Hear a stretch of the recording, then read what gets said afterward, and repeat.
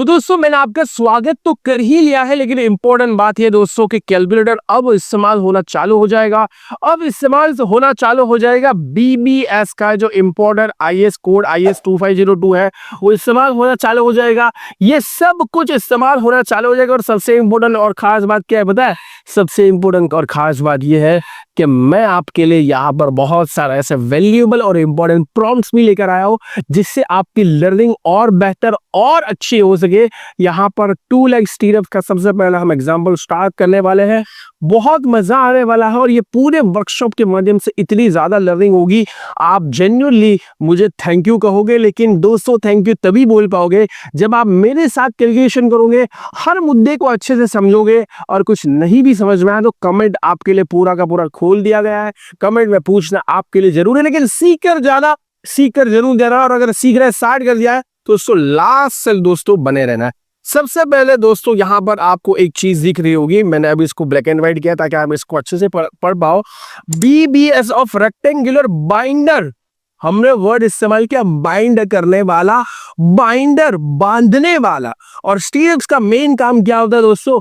स्टीरअप्स का मेन काम भी होता है बांधना। जिनको नहीं दिख रहा उनके लिए बता रहा हूँ, स्टीरअप्स का मेन काम भी क्या होता है? ये जो मेन रेनफोर्समेंट है ना, ये एक तरीके से ऐसा समझो कि एक बीम का क्रॉस सेक्शन है या एक कॉलम का क्रॉस सेक्शन है, ठीक है। तो हमने यहाँ पर ये जो स्टीरअप्स है इसकी कटिंग लेंथ निकाली, कितना काटेगा। ये तुरंत ऐसा नहीं मिल जाता भाई, इसको एक रेनफोर्समेंट जो हमारे लंबे लंबे होते हैं उसमें से काटना पड़ता है, उसमें से मोड़ना पड़ता है, तब जाके दोस्तों ये हमारी स्टीरअप तैयार होती है। लेकिन कितना काटना होगा, कटिंग लेंथ, कितनी कटिंग करनी होगी ये कैसे पता चलेगा? तो उसके लिए कटिंग लेंथ फाइंड आउट करनी पड़ेगी। और फिर दोस्तों हम हमारे इक्विपमेंट की मदद से इसको मोड़ देते हैं। 90 डिग्री का मोड़ते हैं, 135 डिग्री का मोड़ते हैं, सारी चीजें मोड़ते हैं। तो यहाँ पर जो हमारा मेन पर्पस है कि कितना काटना होगा, कितना काटना होगा यानी कटिंग लेंथ निकाला। तो पहला हमारा है दोस्तों रेक्टेंगुलर। रेक्टेंगल का मतलब क्या होता है भाई? सबको पता है ना, एक डायमेंशन बड़ा होगा तो एक डायमेंशन छोटा होगा, ठीक है। स्क्वायर के दोनों डायमेंशन सेम होते हैं, जबकि रेक्टेंगल में एक डायमेंशन बड़ा होता है, एक डायमेंशन छोटा होता है। ये बात को समझ लिया। बाइंडर क्यों बोला गया? क्योंकि ये रेइंफोर्समेंट को बांधता है। स्टीरअप बोल सकते हैं, जी हाँ भाई स्टीरअप भी बोल सकते हो, है ना। बहुत सारे अलग अलग साइड पे भी आपको इसको नाम मिलेगी, लेकिन इंपॉर्टेंट बात ये है कि हम किसकी बात कर रहे हैं। अब किसको है ना नाम में कंफ्यूजन हुआ ना, तो मैं ये भी लेकर आओ, हम इसकी बात कर रहे हैं। साइड पर ये जो दिख रहा है ना, इसकी कह रहे स्टीरअप बोल दो, बाइंडर बोल दो, जो बोलना है आप बोल दो, है ना। हिंदी में बोल दो, इंग्लिश में बोल दो, स्पेनिश में बोल, कोई भी लैंग्वेज में बोल दो। लेकिन हम किसकी बात करें, इसकी कटिंग लेंथ कैसे निकालते हैं। ये 2 लेग क्यों बोला? क्योंकि इसके 2 पांव है भाई। 2 लेग क्यों बोला? 1 और 2 जो भी वर्टिकल चीजें होती है स्टीरअप में, उसको उसके लेग के हिसाब से बोला जाता है।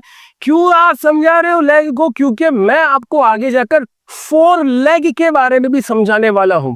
अलग अलग 4 लेग के बारे में समझाऊंगा, न जाने क्या क्या चीजें समझाऊंगा। तो लेग क्लियर हो जाए बहुत जरूरी है। इसको क्या बोलेंगे? क्योंकि एक पांव यहाँ पर है लंबा वाला वर्टिकल पोर्शन, और एक ये वर्टिकल पोर्शन यहाँ पर है, तो इसको बोलेंगे, क्या बोलेंगे? 2 लेग। क्या सिंगल लेग आते हैं? जी हाँ दोस्तों, सिंगल 1 लेग भी आता है जो बीच में लगाते हैं ना रेनफोर्समेंट। ऐसा हमने दोस्तों आगे जब मैं बड़ी एक स्टीरअप समझा रहा हूँ वहां पर मैंने सिंगल वाला भी समझाया है, मजा आएगा। तो सबको इतना तो क्लियर हो गया कि कौन बाइंडर कौन स्टीरअप क्या है। हम जो रेनफोर्समेंट को बांधने के लिए जो इस्तेमाल करते हैं इसकी कटिंग लेंथ के बारे में चर्चा करने वाले हैं। बात करते हैं 2 लेग क्यों बोलते हैं? क्योंकि 2 वर्टिकल पोर्शन ये है। बहुत सिंपल है, ठीक है, आइडेंटिफाई करने के लिए। 2 लेग, 4 लेग, 6 लेग स्टीरअप, ये सारी चीजें। अब दोस्तों यहाँ पर बीबीएस ऑफ रेक्टेंगुलर बाइंडर के अंदर हम बात करने वाले हैं कि हमारे पास एक बीम का या एक कॉलम का डायमेंशंस होगा। वो डायमेंशन को ध्यान में रखते हुए हमें ये निकालना होगा कि कितना हमें काटना है। अब ये जो लगने वाला है दोस्तों, ये जो लगने वाला है ये एक तरीके से कॉलम में लगने वाला है। कहाँ लगने वाला है? कॉलम में लगने वाला है। लेकिन ये हमने किसके हिसाब से, कौन से बेसिस पर काटा? देखो यहाँ पर देखोगे ना तो ये बोर्ड में आपको इसके जैसा ही लगेगा। देखो अच्छी बात है कि मैंने थोड़ी लंबी कटवाई है ये स्टीरअप्स, तो आप यहाँ पर देख सकते हो, ठीक है। यहाँ पर देख सकते हो सेम टू सेम बन रहा है, जैसा बोर्ड में दिख रहा है वैसी ही चीज यहाँ पर है। जी हाँ, ताकि आपको रिलेटिविटी समझ में आए पता चले कि दोनों दोस्तों चीजें सेम है क्या है। तो यहाँ पर आप देख सकते हो ये स्टीयर्स के बारे में जो मैंने आपको यहाँ पर कंपेयर करके बताई, इसकी कटिंग लेंथ हम कैसे निकालना चाहते हैं। तो डायरेक्टली जंप नहीं करेंगे, और मैं आईएस कोड का रेफरेंस भी दूंगा और बहुत मजेदार बातें करूंगा। लेकिन इंपॉर्टेंट क्या बात बोल रहा हूँ कि ये डायरेक्टली एबीसीडी आपको कोई देगा नहीं, डायरेक्टली एबीसीडी कोई देगा नहीं, आपको कॉलम के डायमेंशन के ऊपर फोकस करना होगा। आपको इसके अंदर जो दिए गए हैं कवर, क्लियर कवर है ना, इसके ऊपर फोकस करना होगा, ये सारी चीजों के ऊपर फोकस करना होगा। कवर क्यों प्रोवाइड कर दे, ताकि भाई हमारा कंक्रीट प्रॉपर तरीके से जा सके, और जो एक्सपोज पोर्शन है वहां तक, जो एक्सपोज पोर्शन है कॉलम का, वो डायरेक्टली रेनफोर्समेंट ना होगा बल्कि कंक्रीट हो, तो कंक्रीट का एक लेयर होगा, उसके बाद रेनफोर्समेंट चालू होगा। नहीं, जो रेनफोर्समेंट क्या हो जाएगी, घिस जाएंगे, रेनफोर्समेंट घिस जाएंगे तो स्ट्रक्चरल मेंबर क्या हो जाएगा, उसकी खराबी चालू हो जाएगी, और स्ट्रक्चरल मेंबर की खराबी चालू होगी मतलब स्ट्रक्चर खराब हो सकता है। इसलिए हम अच्छा खासा क्लियर कवर प्रोवाइड करते हैं। कॉलम में, बीम में, स्लैब में कितना क्लियर कवर होता है, ये बहुत सारी चीजें तो मैं बहुत बार सिखा चुका हूं, फिर भी नहीं पता तो मैं एक छोटा सा वीडियो इसका भी अटैच करवा दूंगा फीचर में नीचे, कोई टेंशन की बात नहीं है। अब यहां पर सुनिएगा कि हमारे पास पूरा का पूरा जो है वो प्रॉपर डायमेंशंस होगा, या आप साइट पर भी जा रहे हो तो आपके पास कॉलम के डायमेंशंस होंगे। अब ये साइट इंजीनियर या बीवीएस प्रिपेयर आपको खुद डिसाइड करना होगा कि मैं कितनी कटिंग लेंथ कटवाऊं, है ना, रेनफोर्समेंट कितना कटवाऊं, कितने डायमीटर का कटवाऊं। जनरली 8 मिलीमीटर का भी इस्तेमाल होता है, मिनिमम से मिनिमम आप 8 मिलीमीटर का देख पाओगे। आई थिंक यहाँ पर हमारे पास होगा, हाँ, इस सिर्फ का डायमीटर 8 मिलीमीटर। तो अभी हमारे पास जो है वो है रेक्टेंगुलर कॉलम जिसके डायमेंशन है 300 बाई 250। तो देखो, कटिंग लेंथ के डायमेंशन फाइंड आउट करने पड़ेंगे, फिर कटिंग लेंथ निकालें, यानी स्टीरअप्स के डायमेंशन पहले निकालने पड़ेंगे, उसके बाद दोस्तों हमें उसकी कटिंग लेंथ फाइंड आउट करनी पड़ेगी। और मजा आ जाएगा दोस्तों। मेरे हाथ खराब हो रहे लेकिन कोई बात नहीं, ये सारी चीजें हमें हाथ तो करने करना ही हो गया, अगर कंस्ट्रक्शन फील्ड में है तो ठीक है। तो यहाँ पर दोस्तों ये मान लेते कि हमारे पास कॉलम में, मैंने पहले बोला ये कहाँ लगने वाली, कॉलम में लगने वाली एक कॉलम है, इसके डायमेंशन हमारे पास है। अभी डायरेक्ट अगर हमारे पास स्टीरअप के डायमेंशन आ जाए तो फिर फायदा क्या, तो स्टीरअप के डायमेंशन हमें फिगर आउट करना है, और वो भी कैसे, सेंटर लाइन क्या लो। अभी जिसको नहीं समझ में आ रहा सेंटर लाइन क्या लो, मैं थोड़ी देर में समझाऊंगा। और फिर कवर जो दोस्तों हमारे पास गिवन होगा, ये आपको ड्राइंग में भी गिवन होगा, या जो आमतौर पर हम कॉलम में 40 मिलीमीटर का कवर इस्तेमाल करते हैं, तो 40 मिलीमीटर आप कवर का कंसिडर करके चल सके। लेकिन इंपॉर्टेंट बात ये दोस्तों कि यहाँ पर क्या फॉर्मूला होता है, कटिंग लेंथ का क्या फॉर्मूला होता है। तो दोस्तों एक बात मैं आपको बहुत क्लियर कर देना चाहता हूँ कि कटिंग लेंथ निकाल लेके आपको ऑनलाइन में बहुत सारे फॉर्मूला मिलेंगे, बहुत सारी साइट पर भी इसके बहुत अलग अलग फॉर्मूला मिलेंगे। देखो फॉर्मूला अप्रोच ही अलग अलग हो जाएगी, इसमें कोई दिक्कत वाली बात नहीं है। सबके आंसर जो है ना वो प्रोबेबिलिटी आसपास की आई है, भले फॉर्मूला अलग हो, अप्रोच अलग हो। लेकिन मैं कौन से फॉर्मूला का इस्तेमाल करने वाला हूं, मैं पहले ही क्लियर कर, मैं कौन से फॉर्मूला का इस्तेमाल करने वाला हूं। मैं जनरली अगर कुछ नया करूंगा तो बताऊंगा, क्योंकि मैं नया करने वाला हूं। मैं आपको जब वो स्पाइरल वाला समझाऊंगा तो वहां पे कुछ नया करूंगा, और क्योंकि उसके अलग अलग अप्रोचेस है, दोनों लॉजिकल है, ठीक है। लेकिन जनरली मैं कौन सी चीज को फॉलो करने वाला हूं भाई, इंडियन स्टैंडर्ड IS 2502 को मैं फॉलो करने वाला हूं। तो जो हम काम कर रहे हैं वही चीज यहाँ पर दिख रही है, IS कोड के अंदर दिख रही है। जो हम काम कर रहे हैं वही रेक्टेंगुलर स्टीरअप्स IS कोड के अंदर भी दिख रही है कि नहीं दिख रही, यही दिख रही है, बस वो हमने वहां पर सुला दी थी, यहाँ पर खड़ी है ना, यहाँ पर खड़ी है। तो IS कोड के हिसाब से हम इसका, और ये बहुत लॉजिकल भी है, इसमें मतलब कोई वो घबराने वाली बात नहीं है कि यहाँ से हम भाई ये फॉर्मूला खुद लॉजिकल है, लॉजिक से ही ये फॉर्मूला बने। तो IS कोड के फॉर्मूला के ऊपर मैं थोड़ी देर के बाद ना आता हूँ, ताकि आपको ऐसा लगे हमने फॉर्मूला डायरेक्ट इस्तेमाल कर लिया, बल्कि हम फॉर्मूला को पहले समझेंगे, अप्लाई करेंगे, आंसर निकालेंगे, फिर IS कोड कंपेयर करेंगे। और एक बहुत इंपॉर्टेंट नोट देने वाला, उसको तो अपने दिल में लिख लो, तो है ना, पेंसिल और पेन से तो पेपर पे तो लिख रहा है, लेकिन दिल में लिखने ना बहुत काम की नोट बताऊंगा। तो यहाँ पर दोस्तों, यहाँ पर आपको समझना होगा, ये जो डार्क व्हाइट आपको दिख रही है, चलो मैं इसका कलर भी चेंज कर लूँ, किसी को नहीं दिख रहा हो, इससे आई थिंक इससे पहले वाला जो कलर था वो ज्यादा बेटर था, तो इससे पहले वाले कलर को लेकर आता हूँ। यहाँ पर जो डार्क व्हाइट कलर से बाउंड्री दिख रही है, ये है कॉलम का क्रॉस सेक्शन। ये पूरा का पूरा देखो ऊपर दिख रहा होगा, ये पूरा का पूरा कितना है, पूरा का पूरा है 300 mm। ये पूरा का पूरा कितना है दोस्तों, पूरा का पूरा 300 mm। और ये वर्टिकल के वर्टिकल पूरा का पूरा वर्टिकल कितना है, ये पूरा का पूरा जो वर्टिकल डायमेंशन यहाँ पर हमें दिख रहा है 250 mm। समझिए, ये कॉलम का क्रॉस सेक्शन है। अब ये कॉलम के अंदर क्या क्या होगा, तो ये कॉलम के अंदर कंक्रीट भी होगा, ये कॉलम के अंदर कवर भी प्रोवाइड किया गया है, ये कॉलम के अंदर यहाँ पर मेन रिइंफोर्समेंट भी होंगे और यही कॉलम के अंदर स्टीयर्स भी होगी। तो इतनी सारी चीजें होगी, लेकिन हम बात किसकी कर रहे हैं मेरे प्यारे दोस्तों? इतनी सारी चीजें तो होगी, लेकिन हम बात कर रहे हैं स्टीयर्स के बारे में। और स्टीयर्स की जब हम कटिंग लेंथ निकालेंगे तो दो पैरामीटर मोस्ट इंपॉर्टेंट है, पैरामीटर ए और पैरामीटर बी। सर ये ए और बी बार बार आता रहेगा? जी हाँ, इसी तरीके से ए और बी याद रख लीजिए। ये आईएस कोड ने उसी बात को कैसे समझाया है? आईएस कोड ने उसी बात को ए और ई के माध्यम से समझाया। कैसे समझाया? ए फॉर एप्पल और E for element. IS code ने ए और ई लिया है और हम जनरली क्या लेते? ए और बी लेते, बाकी बात एक ही है। सर ए और बी क्या है जो आप समझा रहे हो, उसमें ए और बी क्या है? तो हम जो ए और बी समझा रहे हैं वो है स्टीयर्स की सेंटर लाइन के अलोंग। देखो स्टीयर्स की सेंटर लाइन क्या होगी, इसको समझा दो जरा ध्यान से और बहुत अच्छे से समझना। ये है स्टीयर्स, ठीक है, ये स्टीयर्स, ध्यान से देखना, आप भी देख सकते हो। इसमें ये है बाहरी किनारा आउटर, और ये है अंदर वाला, है ना। और स्टीयर्स की खुद की भी तो कुछ डायमीटर है, खुद की भी तो कुछ थिकनेस है।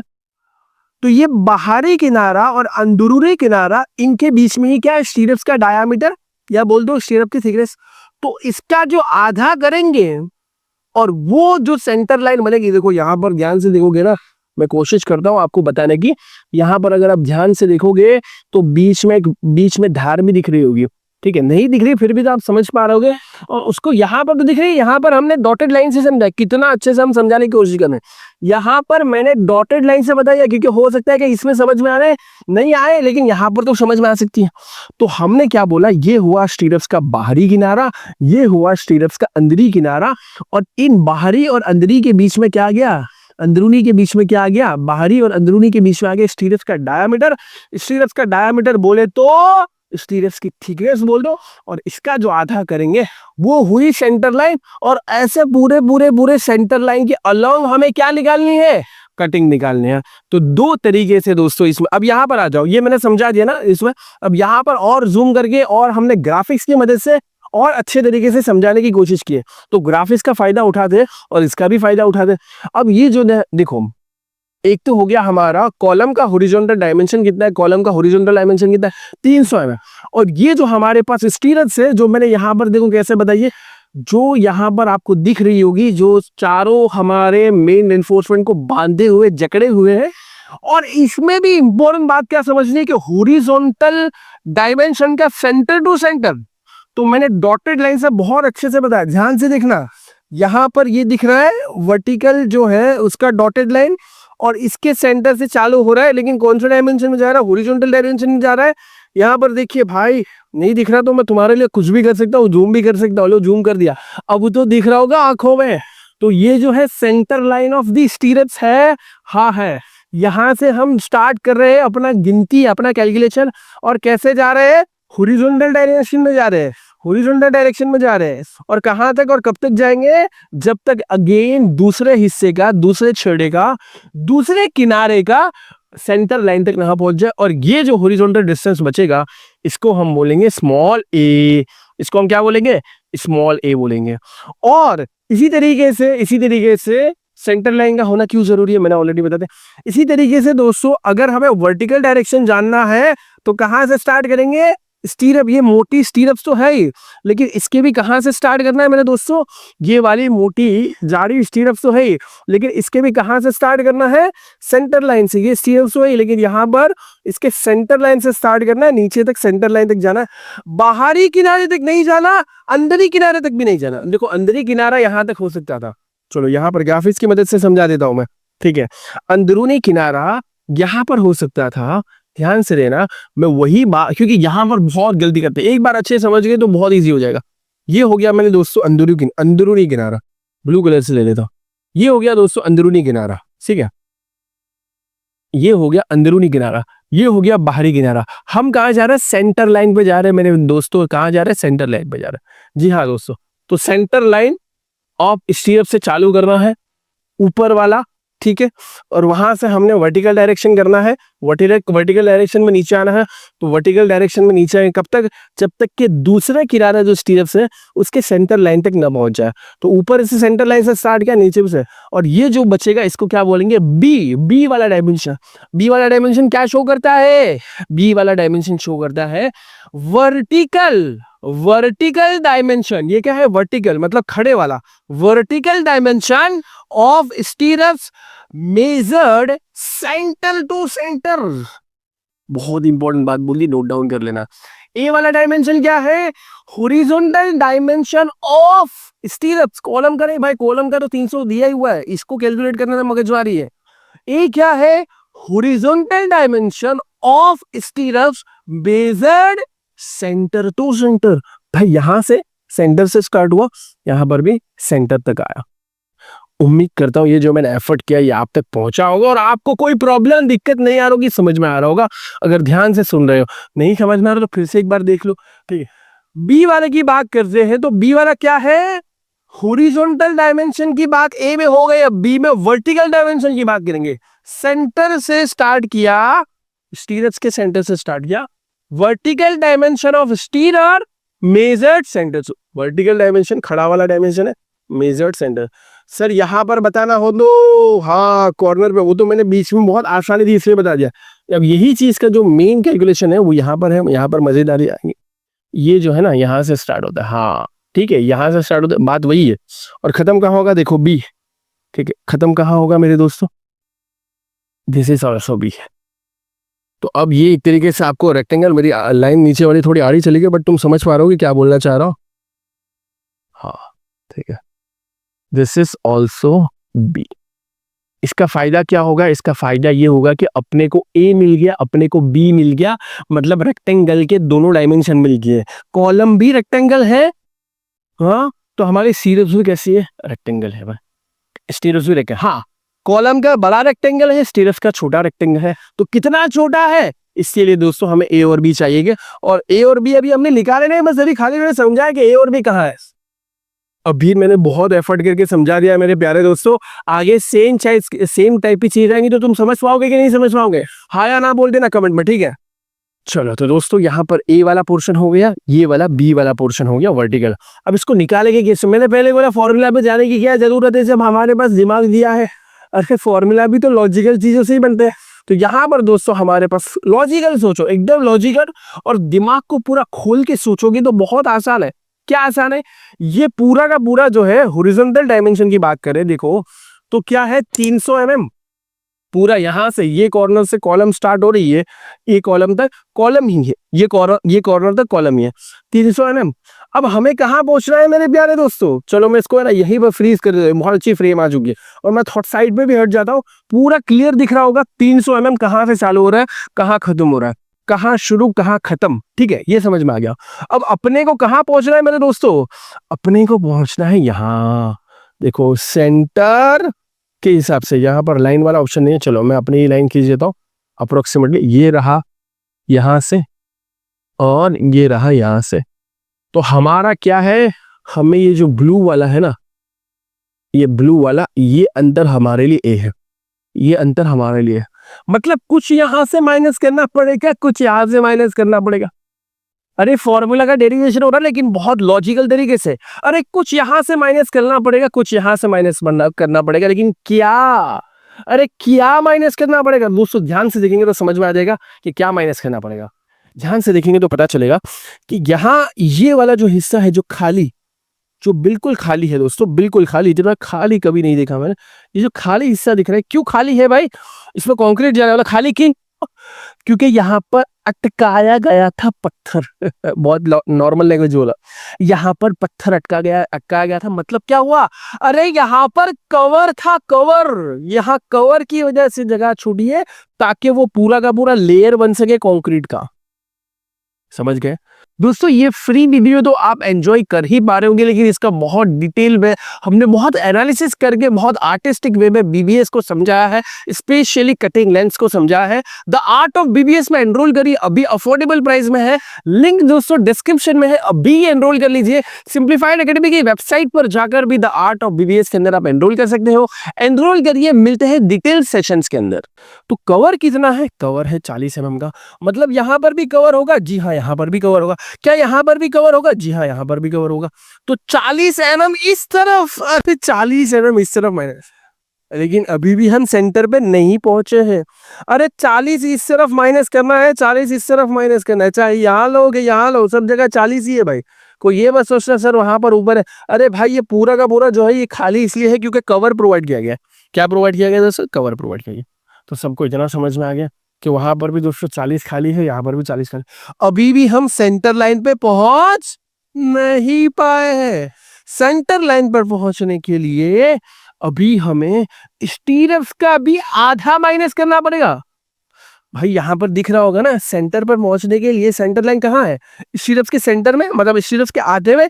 तो इस तरफ का आधा माइनस करना पड़ेगा। जी हाँ, अलग कलर ले लेता हूं मैं। चलो येलो ले लिया, येलो भी नहीं, ग्रीन ले लेता हूं। तो यहाँ पर स्टीरप्स का आधा माइनस करना पड़ेगा, यहाँ पर भी दोस्तों स्टीरप्स का आधा माइनस करना पड़ेगा, तब जाकर यहाँ पर पहुंचे। आसान भाषा में कहने की क्या कोशिश कर रहा हूँ, बहुत ध्यान से सुनना, बहुत आसान भाषा में बताना चाहता हूँ।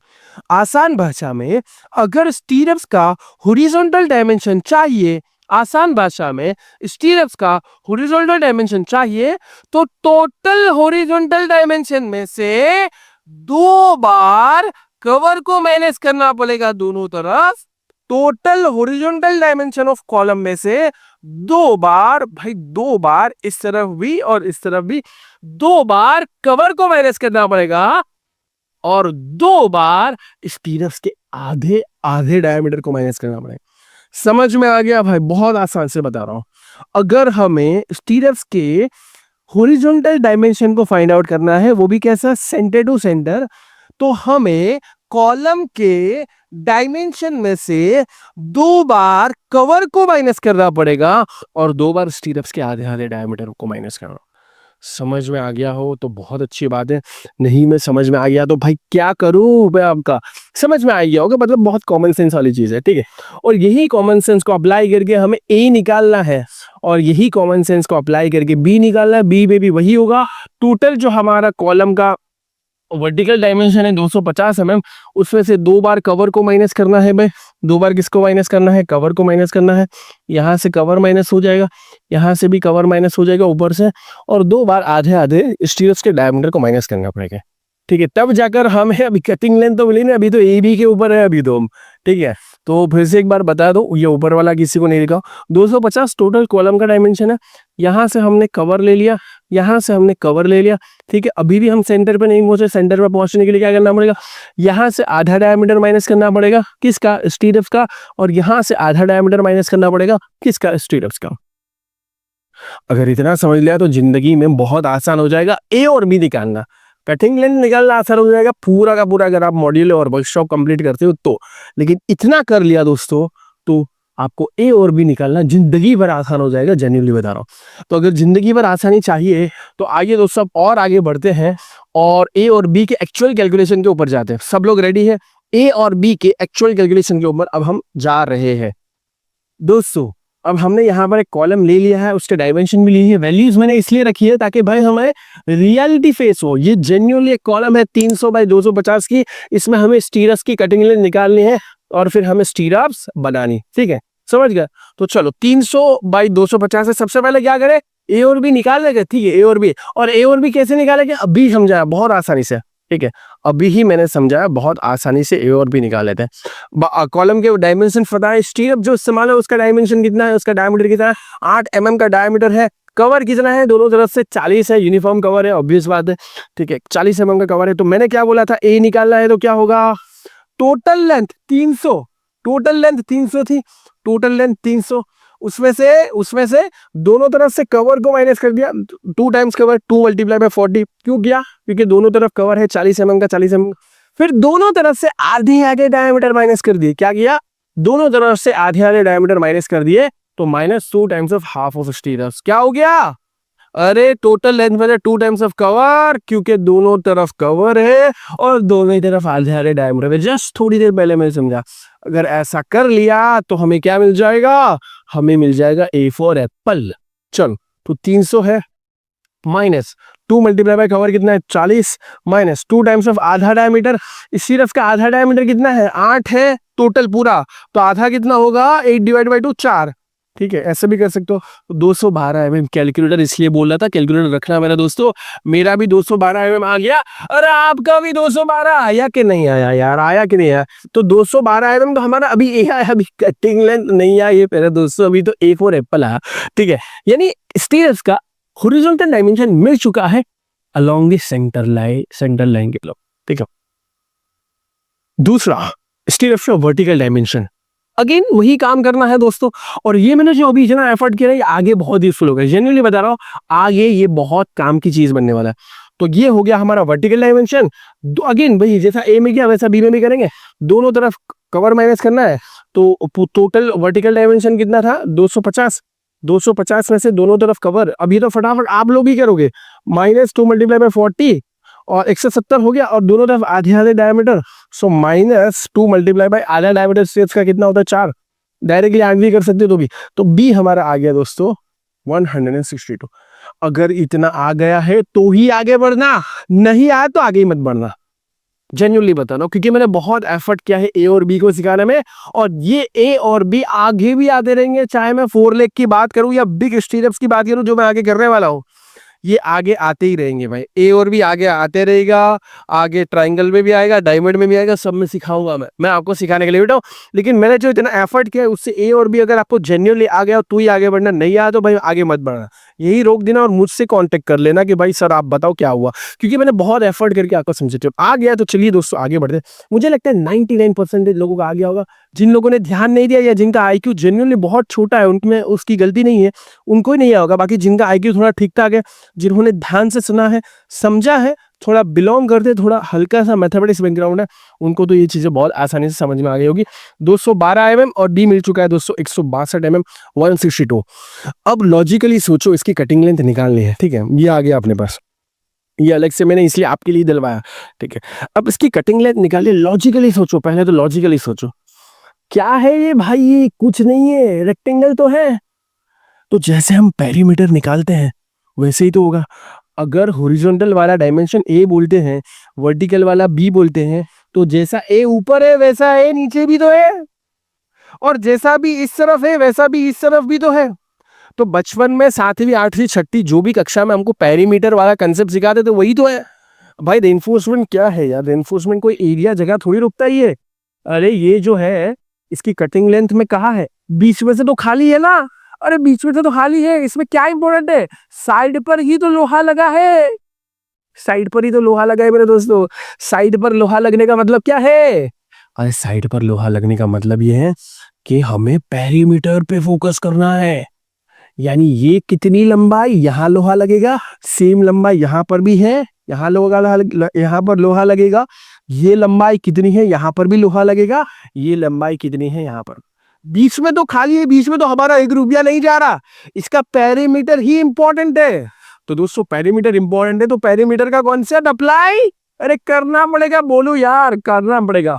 तो आइए दोस्तों पेरीमीटर का कॉन्सेप्ट अप्लाई करते हैं। और लॉजिकली देखो, मैं आपको रट्टा नहीं बनवाता, और मेरे क्लास में आ रहे हो, मेरे स्टूडेंट बन रहे हो, चाहे पहली बार बन रहे हो, आखिरी बार बन रहे हो, या 2-3 बार बन चुके हो, हमेशा आपने बात ध्यान रखी होगी, रट्टा मार चीज चलती रही। यहाँ पर लॉजिकल दिमाग तो लगाना ही पड़ता है, और दिमाग से चीजें सॉल्व हो जाती है। कंस्ट्रक्शन फील्ड में नहीं होगी तो ये कोई कोडिंग थोड़ी है, कोई एआई थोड़ी, कि पता ही नहीं चल रहा क्या हो रहा। भाई पूरा लॉजिकल कॉन्सेप्ट समझा रहा हूँ कि मेरे दोस्तों ये है ए फॉर एप्पल। चलो हम येलो कलर का ले लेते। ये है दोस्तों ए फॉर एप्पल, सेंटर लाइन। ठीक है, सेंटर लाइन क्या लाऊं? ठीक है, सेंटर लाइन क्या लाऊं, यानी आसान भाषा में बोले तो यहाँ से यहाँ तक। ठीक है, लेकिन अभी मैं जनरल डायमेंशन, जनरल आइडिया दे रहा हूँ। तो जैसा ए यहाँ पर है वैसा ए नीचे भी तो होगा मेरे दोस्तों, वैसा ए कहाँ होगा, जैसा ए नीचे भी तो होगा। सेंटर लाइन क्या लॉन्ग बात करें तो वैसा ए नीचे भी है। और अगर जैसा बी यहाँ पर है, ठीक है, जैसा बी यहाँ पर है वैसा बी यहाँ पर भी तो होगा, वैसा भी यहाँ पर भी तो होगा। होगा कि नहीं होगा? डेफिनेटली होगा। ठीक है, अब ये जो मोड़ा भी है उसके ऊपर भी आता है, ये मोड़ने वाली चीज पे भी आता हूँ, क्योंकि मोड़ने से चीजें चेंज हो जाती है ना, इलोंगेशन प्रॉपर्टी है, उसके ऊपर भी आता हूँ मैं। जैसा ए ऊपर है वैसा ए, तो मैं क्या बोल सकते हो, तुम लोग अग्री करोगे हाँ, तुम लोग खुद ही हाँ बोलोगे कि हाँ, और तुम लोग खुद ने ही फॉर्मूला बनाया होगा। तो फॉर्मूला क्या है, फॉर्मूला क्या है, 2 टाइम्स a + b। देखो दो बाहर लिख दिया, चलो बाहर भी नहीं लिखता वो, मुझे लगता है कि कोई अगर 8वीं कक्षा में भी नहीं गया होगा ना वो भी सीखे। क्या बोलेगा, ए कितनी बार है, 2 बार है तो 2a, बी कितनी बार है, 2 बार है तो लिख दो 2b। अब 2 कॉमन निकालूंगा तो क्या बनेगा, a + b बनेगा कि नहीं बनेगा। बस कुछ मिसिंग है, हाँ मेरे दोस्त कुछ मिसिंग है। जी हाँ दोस्तों, जो मिसिंग है वो क्या है, मिसिंग है हुक लेंथ। क्या मिसिंग है, हुक लेंथ। ठीक है, तो इसको मैं क्या बोलूंगा कि भाई कटिंग लेंथ का फॉर्मूला क्या बनेगा, 2a + b + hook length HL लिख देता हूं। क्या मेरी इस बात से आप लोग एग्री करोगे, बिल्कुल लॉजिकल मैंने बताई कि नहीं बताई। आप लोग मुझे बताओ, क्या मैंने ये बिल्कुल लॉजिकल बताया कि नहीं। डेफिनेटली बताया भाई, इसमें तो मेरे साथ 5वीं कक्षा वाले भी लोग एग्री करेंगे कि सर हाँ, 2 बार ए है तो 2 बार ए हमने ले लिया, 2 बार बी है 2 बार बी ले लिया, फिर भी कुछ छूट रहा था, यानी कि हुक लेंथ छूट रहा था, तो ये दोस्तों हुक लेंथ है, उसको भी दोस्तों हमने ऐड कर दिया। तो 2 बार ए 2 बार बी हुक लेंथ, बस यही फॉर्मूला है। तो यहाँ यही फॉर्मूला है, तो यही फॉर्मूला तो दोस्तों, यही फॉर्मूला और इस जैसा ही फॉर्मूला तो हमने यहाँ पर भी लिखा है। 2 टाइम्स a, खुद डिराइव किया ना, ये अचीवमेंट है। अगर आपने पहली बार इस तरीके से किया है और मेरे साथ किया है तो ये मेरा तो अचीवमेंट है, क्योंकि मैं समझा रहा हूँ भाई, और आपका भी अचीवमेंट है क्योंकि आप समझने के काबिल हुए। तो 2 बार a और 2 बार b plus hook length, plus hook length. भाई अच्छा लगा तो 4 दोस्तों को बता देना, जेन्युइनली बता रहा हूँ, अच्छा लगेगा। और मैंने बहुत एफर्ट किया, बहुत तैयारी के साथ आया हूँ, अच्छा लगेगा। 2-4 दोस्तों को बताना कि यहाँ से सीखोगा, ठीक है। 2 बार a 2 bar b + hook length. अब हुक लेंथ के बारे में चर्चा थोड़ा करते हैं, खास करके जो 135 डिग्री बैंड है, तो जिन्होंने थोड़ा बहुत भी साइड पर काम किया है, रेनफोर्समेंट का काम किया है, और खुद IAS कोड क्या बोल रहा है कि 2 बार, ये देखो ये 2 बार कैसे मोड़ा होगा, थोड़ा ध्यान देना, ठीक है। ये 2 बार कैसे मोड़ा होगा, मैं इसके ऊपर आता हूं। तो ये वाला रेनफॉल ये मोड़ते कैसे, ये मैं भी बता दूं। आप लोगों ने नहीं देखा तो साइड पर एक बार जाना, और मेरे पास यहाँ पर मुड़ा हुआ भी पड़ा है, ध्यान से देखोगे ना। चलो मैं यहाँ पर समझाने बैठा हूँ तो पूरा एफर्ट करता हूँ, ठीक है। यहाँ पर ध्यान से देखोगे तो ये वाला रेनफोर्समेंट ऐसे मुड़ा हुआ है, ये जो मुड़ा है ना ये क्या है, 135 डिग्री मुड़ा हुआ है। ये जो मुड़ा हुआ है ना 135 डिग्री, देखो वर्टिकल जाता तो यहाँ 90 और 45 डिग्री और मुड़ा हुआ है, यहाँ से 45 और। तो यहाँ से अगर ये पूरा खड़ा था, फिर इसको एक बार मुड़ा 90 डिग्री मुड़ा, 90 के बाद एक और बार 45 डिग्री मुड़ा, तो ये कितना हो गया, तब जाके ये क्या हो गया मेरे दोस्तों, तब जाके ये हो गया 135 डिग्री का मैं। यानी भाई मैं तुमको बोर्ड पे समझा देता हूँ, चलो हो सकता है यहाँ पर ना समझ में आए, मैं तुमको बोर्ड पे समझा देता हूँ, ठीक है। कहाँ है हमारा बोर्ड, दिखना ध्यान से, बहुत मजेदार चीज है। लोगों को ये भी नहीं पता सर ये 135 कैसे है, हाँ मेरे को ये पूछते हैं सर 135 डिग्री कैसे है। तो आ जाओ बेटा, तुमको यहाँ पर समझाता हूँ। देखो भाई, अगर ये मुड़ा हुआ नहीं होता तो कैसा होता, खड़ा होता कि नहीं होता। अगर ये मुड़ा हुआ नहीं होता तो खड़ा होता। अब सबसे पहले इसको क्या करते हैं, सबसे पहले इसको क्या कर, इसको ऐसे मोड़ते हैं, सबसे पहले इसको ऐसे मोड़ते हैं 90 डिग्री। तो ये कितने डिग्री हुआ, 90 डिग्री, ठीक है।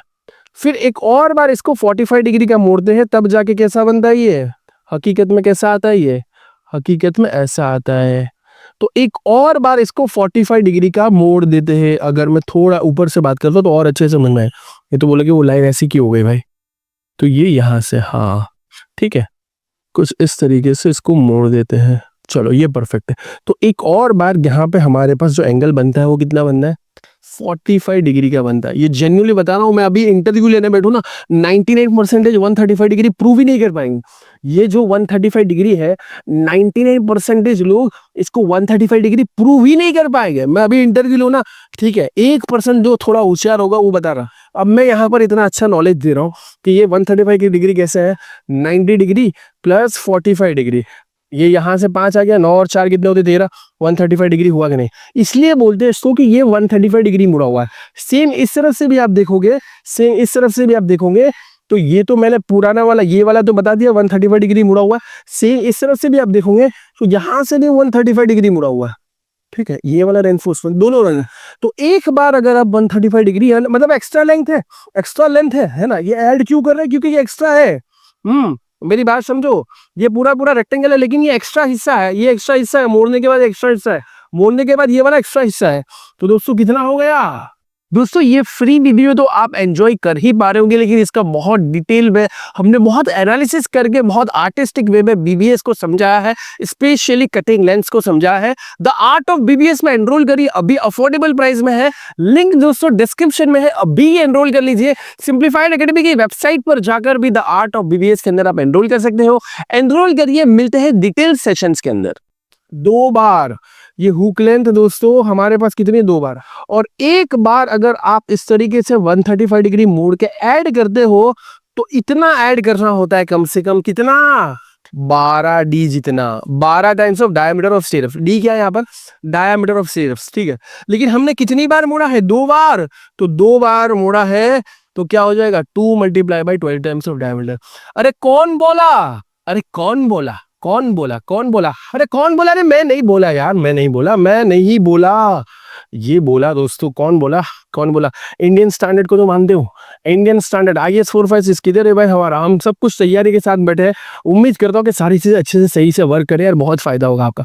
यहाँ पर दिख रहा है 24D, किधर गया भाई, यहाँ पर आपको दिख रहा है बड़े अक्षर से 24D, which is nothing but, क्योंकि 2 बार हुक लेंथ है, which is nothing but 24D जो यहाँ पर लिखा हुआ है IS कोड में, which is nothing but 2 times of 12 times of diameter. Capital D small d तो चलता है डायमीटर के रिप्रेजेंटेशन, वही हो गया 24D। कैसा हुआ, 2 टाइम्स ऑफ डायमीटर। वही बात यहाँ पर मैं समझा रहा था, 2 times of 12 times, 2 × 12 times of D, इसका आंसर क्या आएगा, 24 टाइम्स ऑफ डायमीटर। समझ में आया क्या, बहुत रिसर्च करके चीजें आपके पास लेकर आया हो, ठीक है।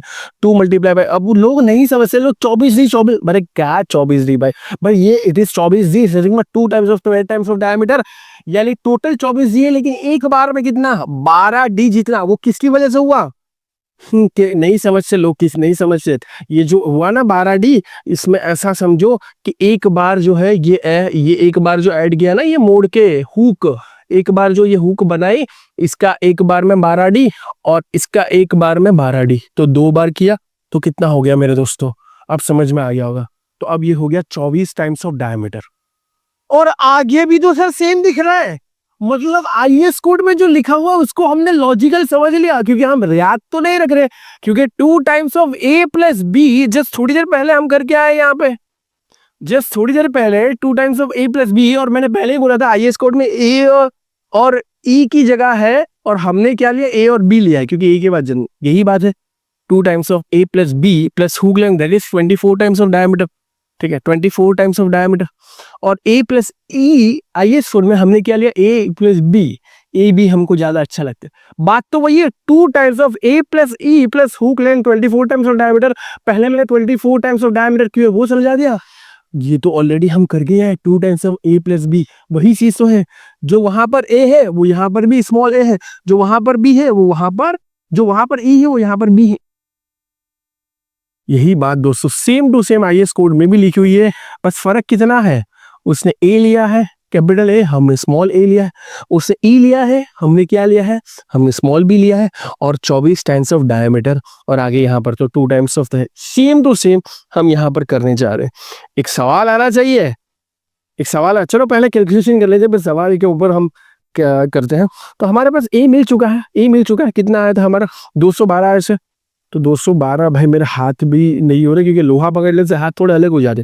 212 + 162 374 × 2 748 + 24D, डायमीटर कितना है, डायमीटर ऑफ बार जो कि हमने मोड़ा है, ऑब्वियस बात है उसी का आंसर करेंगे ना, 8, ठीक है। तो डायमीटर हमारा कितना, 8 mm जो स्टीरप्स का, सो +12 × 8, 900 कितना आ रहा है,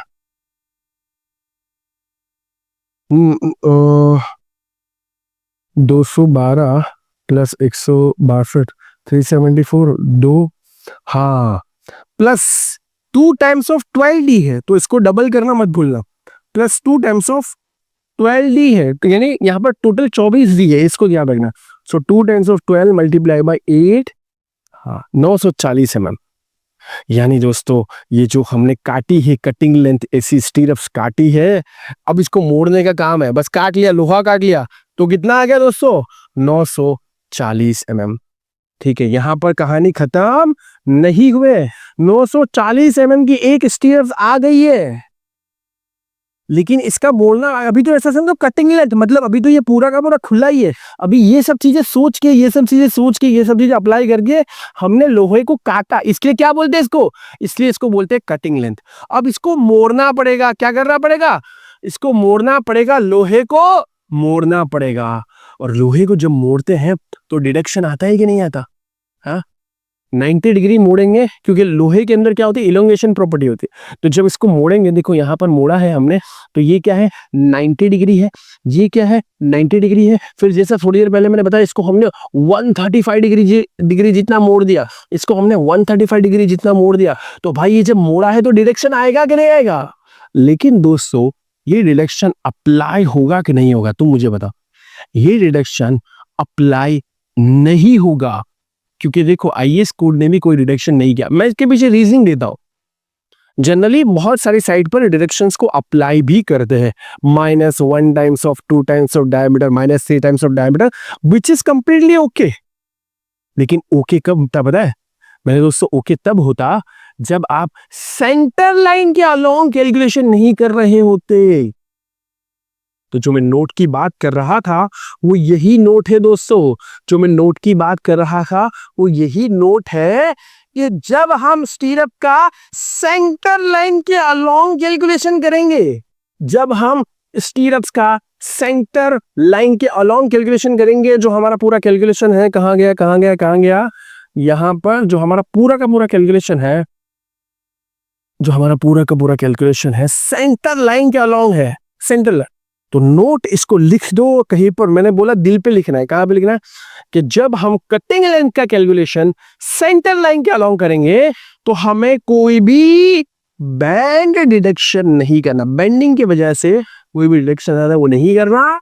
ऐसा आईएएस कोड ने भी किया है, और ये इंडियन स्टैंडर्ड का सही तरीका है, और यही तरीके को दोस्तों हम भी अपनाते हैं, हुए हैं। डिडक्शन कब करना है, जब बाहरी किनारे से गिनो। हाँ अभी हम सेंटर लाइन के बाहरी किनारा, मतलब ज्यादा गिन लिया फिर माइनस करो, है ना। बाहरी किनारा मतलब आप इसको बाहरी किनारे से, ये जो बाहरी किनारा है वहां से गिनना चालू करो, तो ऑब्वियस बात है ज्यादा क्या जाएगा, फिर ज्यादा में से कम करो, फिर ज्यादा में से आप डिडक्शन करो तो बात है। बट हमने ऑलरेडी इसको सेंटर लाइन का अलोंग किया है, तो अब डिडक्शन यहां पर नहीं करना है। इसको कहां लिखना है, अरे दिल पे लिखना है। कहां लिखना है, अरे दिल पे लिखना है। जब आप सेंटर लाइन के अलोंग कैलकुलेशन करते हो तो दिल पे इस बात को लिख लो, कि कोई डिडक्शन नहीं करना। इस वजह से हमारा 940 mm का आंसर बिल्कुल सही है, बिल्कुल करेक्ट है। आप कोई डिडक्शन की रिक्वायरमेंट नहीं है। 2 times of A + V + hook length that is 24 times diameter, यही सेम चीज हमने किसके हिसाब से की है, IS 2502 के हिसाब से की है। Approx total length of bar L, measured के बाद क्या लिखा है, जरा ध्यान से देख मेरे भाई, मेजर्ड के बाद क्या लिखा है, सेंटर लाइन लिखा है। अरे क्या लिखा है, मेजर्ड अलोंग सेंटर लाइन, इस वजह से कोई डिडक्शन नहीं किया गया। मैं जेन्युइनली बता रहा हूँ, जरा एफर्ट कोई नहीं कर रहा होगा पूरी इंडस्ट्री में, इसलिए सबसे आगे मैं ही हूं, क्योंकि मैं इतना एफर्ट कर रहा हूं। तो मेरा एफर्ट अगर आप तक पहुंच रहा है तो आपके दोस्तों तक भी पहुंचना चाहिए। मेरा एफर्ट अगर आप तक पहुंच रहा है, आपके दोस्तों तक पहुंचाने की जिम्मेदारी आपकी है। जेन्युइनली बता रहा हूं, उन तक भी सही नॉलेज पहुंचना चाहिए, ठीक है। तो नोट क्या बता रहा हूं, cutting length calculated from centre to centre, no need, अरे कोई जरूरत नहीं है, नो नीड मतलब कोई जरूरत नहीं है to deduct the bar deduction, bend deduction की कोई जरूरत नहीं है। बैंड डिडक्शन की यहां पर कोई रिक्वायरमेंट नहीं है, क्योंकि हमने ऑलरेडी कटिंग लेंथ कैसे कैलकुलेट की है, अरे सेंटर लाइन के अलोंग ही हमने कैलकुलेट किया। तो हमारा जो ये 940 वाला आंसर आया है ये बिल्कुल सही है। अब आप बोलोगे 940 mm को कैलकुलेट करने के लिए, ये इतना बनाने के लिए इतनी मगजमारी करी। मेरे दोस्तों अब जितनी भी कॉलम है सब में ये लगेगा, मतलब इसका जत्था तैयार होगा और बेंडिंग का काम चालू होगा। जब इसका जत्था तैयार होगा, जब इसका मार प्रोडक्शन होगा, तो ये 940 mm है ना, बहुत सारी बार लगेगा। लेकिन कैलकुलेशन एक ही बार करनी होगी, फिर आपको ऑर्डर देना है कि भाई 940 mm का काटो, कितना काटो, जितनी सीएस की रिक्वायरमेंट है, और उसका बैंडिंग स्टार्ट कर दो और इस शेप में ढालो, इस शेप में ढालो, और फिर उसको इस तरीके से आप बांध कर रख सकते हो। समझे कि नहीं समझे? ये था दोस्तों हमारा art of BBS. This is artistic way, जो मैं आपने अपने पूरी कोशिश करके आपको समझाने की कोशिश कर रहा हूँ। आपने हो सकता है कि 2 लेक्चर्स मैंने देखा हो, पहले समझा हो, लेकिन ये आर्टिस्टिक वे आपको उम्मीद करता हूँ कि समझ में आ गया होगा। और अगर समझ में आया दोस्तों, तो अब आगे बढ़ने की तैयारी चालू कर दो, क्योंकि अब हम आगे कुछ नया करने वाले हैं, कुछ नया कटिंग लेंथ फाइंड आउट करने वाले हैं। ये कटिंग लेंथ तो आपको आ ही गया होगा दोस्तों। ये फ्री वीडियो तो आप एंजॉय कर ही पा रहे होंगे, लेकिन इसका बहुत डिटेल में हमने बहुत एनालिसिस करके बहुत आर्टिस्टिक वे में बीबीएस को समझाया है, स्पेशली कटिंग लेंथ्स को समझाया है। द आर्ट ऑफ बीबीएस में एनरोल करिए, अभी अफोर्डेबल प्राइस में है, लिंक दोस्तों डिस्क्रिप्शन में है, अभी एनरोल कर लीजिए। सिंप्लीफाइड एकेडमी की वेबसाइट पर जाकर भी द आर्ट ऑफ बीबीएस के अंदर आप एनरोल कर सकते हो। एनरोल करिए, मिलते हैं डिटेल सेशंस के अंदर।